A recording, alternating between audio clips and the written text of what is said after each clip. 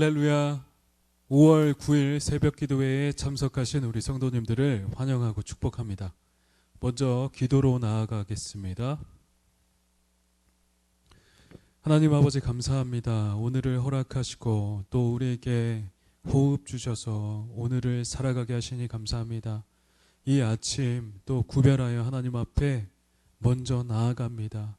하나님 오늘 허락하실 말씀 성령 안에 각 사람 가운데 말씀하여 주시고 그럼으로써 그 말씀 붙들고 오늘을 살아가는 우리가 되게 하여 주시옵소서. 오늘도 우리를 깨닫게 하실 주님을 기대합니다. 감사드리며 거룩하신 예수님의 이름으로 기도드렸습니다. 아멘. 오늘 우리에게 주시는 하나님의 말씀은 사도행전 4장 32절부터 5장 11절까지입니다. 제가 가진 성경 신약 194페이지입니다. 제가 봉독하겠습니다. 믿는 무리가 한 마음과 한 뜻이 되어 모든 물건을 서로 통용하고 자기 재물을 조금이라도 자기 것이라 하는 이가 하나도 없더라. 사도들이 큰 권능으로 주 예수의 부활을 증언하니 무리가 큰 은혜를 받아 그 중에 가난한 사람이 없으니 이는 밭과 집 있는 자는 팔아 그 판 것에 값을 가져다가 사도들의 발 앞에 두매 그들이 각 사람의 필요를 따라 나누어 줌이라. 구브로에서 난 레위족 사람이 있으니 이름은 요셉이라. 사도들이 일컬어 바나바라 번역하면 위로의 아들이라 하니 그가 밭이 있음에 팔아 그 값을 가지고 사도들의 발 앞에 두니라. 아나니아라 하는 사람이 그의 아내 삽비라와 더불어 소유를 팔아 그 값에서 얼마를 감춤에 그 아내도 알더라. 얼마만 가져다가 사도들의 발 앞에 두니 베드로가 이르되 아나니아야 어찌하여 사탄이 내 마음에 가득하여 내가 성령을 속이고 땅값 얼마를 감추었느냐. 땅이 그대로 있을 때에는 내 땅이 아니며 판 후에도 내 마음대로 할 수가 없더냐. 어찌하여 이 일을 내 마음에 두었느냐. 사람에게 거짓말한 것이 아니요 하나님께로다. 아나니아가 이 말을 듣고 엎드러져 혼이 떠나니 이 일을 듣는 사람이 다 크게 두려워하더라. 젊은 사람들이 일어나 시신을 쌓아서 메고 나가 장사하니라. 3시간쯤 지나 그의 아내가 그 일어난 일을 알지 못하고 들어오니 베드로가 이르되 그 땅 판 값이 이것뿐이냐 내게 말하라 하니 이르되 예 이것뿐이라 하더라. 베드로가 이르되 너희가 어찌 함께 꾀하여 주의 영을 시험하려 하느냐. 보라 내 남편을 장사하고 오는 사람들의 발이 문 앞에 이르렀으니 또 너를 메어 내가리라 하니 곧 그가 베드로의 발 앞에 엎드러져 혼이 떠나는지라. 젊은 사람들이 들어와 죽은 것을 보고 메어다가 그의 남편 곁에 장사하니 온 교회와 이 일을 듣는 사람들이 다 크게 두려워하니라. 아멘. 하나님을 두려워하라 라는 제목으로 하나님의 말씀 전하도록 하겠습니다. 앞서 베드로와 요한은 공회 앞에 서게 되어 신문을 당하였으나 그들은 성령에 주시는 권능을 따라 아주 담대하게 말하며 예수를 증거합니다. 그러므로 종교 지도자들은 이들을 보고 일어난 표적들과 또 복음에 대하여 딱히 비난할 말을 찾지 못했습니다. 그러므로 그들은 베드로와 요한을 그저 위협하며 놓아주고 이 둘은 다시 무리에게로 돌아갔죠. 이에 모든 사람은 이 보고를 듣고 다 같이 한 마음으로 하나님께 소리를 높여 찬양하고 기도했습니다. 그렇게 기도를 다 올려드리자 모인 곳이 진동하더니 무리가 다 성령에 충만하여 담대히 하나님의 말씀을 전하기 시작한 것입니다. 그러자 또다시 사도행전 2장 43절부터 47절에 나왔던 일들이 재현되기 시작했습니다. 뭐죠?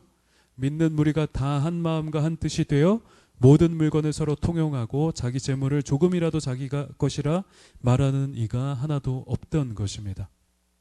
사도들이 큰 권능으로 주 예수의 부활을 증언하니까 무리가 큰 은혜를 받아서 밭과 집 있는 자는 팔아 그 판 것의 값을 가져다가 사도들 발 앞에 두고 사도들은 각 사람의 필요를 따라 나누어 주어 그 중에서 가난한 자가 단 한 명도 없게 된 것입니다. 정말로 놀라운 일 아닙니까?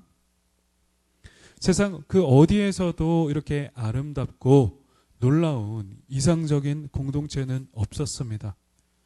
이 세상에서는 결코 듣도 보도 못한 일들이 이 초대교회 공동체 가운데 일어났던 것입니다. 이는 이 땅에 임한 하나님 나라의 모습을 잘 보여주는 것이죠. 이처럼 그리스도 안에서 진정으로 회복된 교회 공동체는 모두가 다 부족한 것이 없고 또 평등하며 사랑과 기쁨, 은혜가 충만한 공동체인 것입니다. 이때 구브로에서 난 레위족 사람 바나바라고 불리는 요셉이 자신의 밭을 팔아 그 값을 가지고 사도들의 발 앞에 두었습니다. 바나바는 훗날 하나님 나라의 선교를 위해 아주 크게 쓰임받았던 걸출한 인물이 되었죠.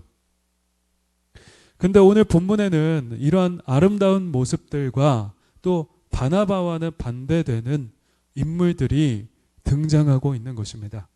바로 우리가 흔히 잘 아는 아나니아와 삽비라 부부이죠. 이 얘기 많이 들어보지 않으셨습니까? 이들 역시도 자신의 소유를 팔아다가 사도들의 발 앞에 두었지만 이들은 그 판 값에서 얼마를 감춰 두었던 것이었습니다. 그러므로 베드로는 네가 성령을 속이고 하나님께 거짓말하였다 정죄하였고 이내 아나니아의 혼이 그 육신을 떠나 죽음을 맞게 된 것입니다. 이어서 이 사실을 알지 못하는 그의 아내 삽비라가 들어오고 베드로는 삽비라에게도 그 땅판 값이 이것뿐이냐고 추궁합니다.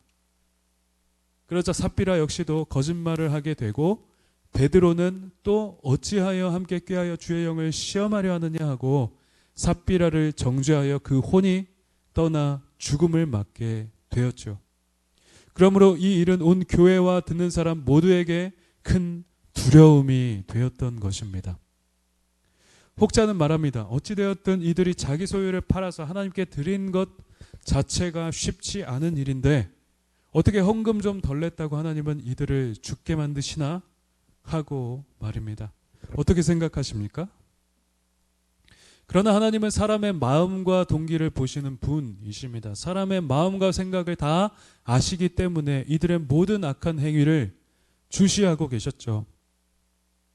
먼저 이들은 헌금하는 마음의 동기가 선하지 못했습니다.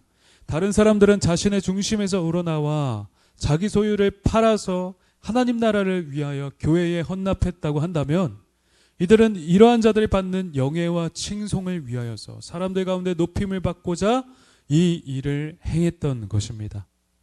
그러므로 팔아서 다 내는 것은 아깝고 다른 사람들에게 높임을 받기는 해야 되겠고 해서 자신의 재산을 다 팔아 바친 것처럼 꾸미며 자신의 재산 얼마를 몰래 감추어 놓았던 것이지요. 그 마음 가운데 탐욕이 가득했던 것입니다. 이 일은 누가 시킨 것이 아닙니다. 성령이 임했을 때 사람들이 자발적으로 헌금한 것이 아니겠습니까? 만약 헌납하는 것이 아까웠다면 그냥 하지 말거나 재산 중에서 그 일부를 솔직하게 내면 되었을 것인데 이는 악한 목적으로 속이며 자신의 탐욕을 채우고자 한 명백히 악한 행위였죠. 그러므로 이는 모두를 속이고 자신도 속이며 또 하나님도 속이는 악한 행위였던 것입니다. 그러나 하나님은 이런 사람의 간사한 행위들에 속으시는 분이 아니시죠. 사람의 마음을 아시는 분이 속으시겠습니까? 그러므로 하나님은 성령의 알게 하심을 통하여 베드로가 이 사실을 간파하게 하셨고 베드로가 이들을 책망하여서 죽음에 내버리신 것입니다. 이들은 주께로부터 정죄되어 이내 곧 멸망당했죠. 이 얼마나 두려운 일이겠습니까? 그러므로 우리는 이러한 사실을 알고 마음에 하나님께 대한 두려움과 경외감을 가져야 할 것입니다. 그리고 삼가 조심하고 주님을 섬겨야 할 것이죠. 우리가 주님의 몸된 교회에 대하여 하는 말과 행동은 곧 그리스도께 대하여 하나님께 대하여 하는 행동이라는 사실을 여러분은 아셔야 할 것입니다. 그러므로 우리는 매사에 두렵고 떨림으로 경외함으로 나아가야 하는 것입니다. 그런데 이 두려움은 하나님께 대하여 사랑 없이 공포심을 갖고 벌벌 떨라는 것이 아닙니다. 사랑하는 가운데 우리가 가지는 거룩한 두려움, 경건한 공경심을 말하는 것입니다. 이것이 곧 경외입니다. 그러므로 하나님을 경외하시는 여러분 되시기를 주님의 이름으로 축복합니다.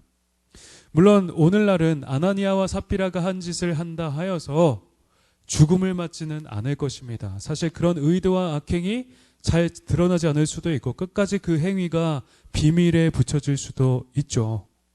하지만 우리는 이 비밀스러운 일들과 동기를 전부 하나님께서 보고 아신다는 사실을 알아야 하는 것입니다. 아무리 비밀스럽게 행한다고 하여도 결코 우리는 성령을 속이지 못하며 하나님을 속일 수는 없는 것이죠. 그리고 이러한 음흉한 행위는 때가 이르렀을 때 낱낱이 드러나며 심판으로 나아가게 되는 것입니다. 이러한 성령을 속이는 행위, 거짓된 행위, 교회에 죄를 짓는 행위는 오늘 본문처럼 하나님 앞에서 죽을 죄에 해당된다는 사실을 우리는 알 수가 있습니다. 이런 대표적인 예를 통하여서, 최초의 예를 통하여서 하나님과 교회에 대하여 짓는 이러한 죄의 경중이 아주 무거운 것임을 본문은 말씀하고 있는 것이죠. 그럼으로써 오늘날 사람들 가운데 경고를 얻게 하시는 것입니다. 그러므로 모든 사람은 하나님을 두려워하고 그 앞에서 삼가 조심해야 할 것입니다. 교회를 가볍게 생각하지 아니하고 하나님을 심중에라도 속이지 아니하며 마음과 생각을 깨끗이 하고 우리의 마음을 지켜야 하는 것입니다. 그리고 앞에 본문과 같이 순전한 마음으로 우리의 공동체를 섬기며 헌신할 때 이는 하나님께서 받으실 만한 일이 되는 것이죠. 그렇게 행동하시는 우리 성도님들 되시기를 주님의 이름으로 축복합니다. 우리는 지금보다 더욱 성령의 충만함을 사모하며 기도하고 복음을 전해야 할 것입니다. 그렇게 전력할 때에 초대교회 가운데 부어주셨던 그 성령의 충만함과 은혜가 우리 가운데 부어질 것입니다. 그리고 그렇게 회복된 하나님 나라의 모습들이 이 각박한 세상과 대비를 이루며 아주 찬란하게 빛나고 세상으로 하여금 진정한 소망을 보게 할 것이죠. 그러므로 모든 일에 삼가며 주를 경외하고 온전히 헌신하심으로 주께 영광 돌리시는 우리 의왕 우리 교회 성도님들 다 되시기를 주님의 이름으로 축원합니다. 아멘. 우리 이 시간 함께 말씀을 생각하며 기도하도록 하겠습니다. 하나님, 우리가 하나님을 삼가 두려워하고 경외하며 그 앞에 순전함과 거룩함으로 나아가는 행동하는 우리가 되게 하여 주시옵소서. 성령을 속이는 우리가 되지 않게 하여 주시옵소서. 또한 오늘 말씀에 따라 우리가 더욱 성령 충만하며 하나님이 기뻐하시는 삶을 살아가는 우리가 되게 하여 주시옵소서. 이 기도 제목을 가지고 우리 시간 주여 한번 외치고 함께 기도하도록 하겠습니다. 주여! 하나님 아버지 감사합니다.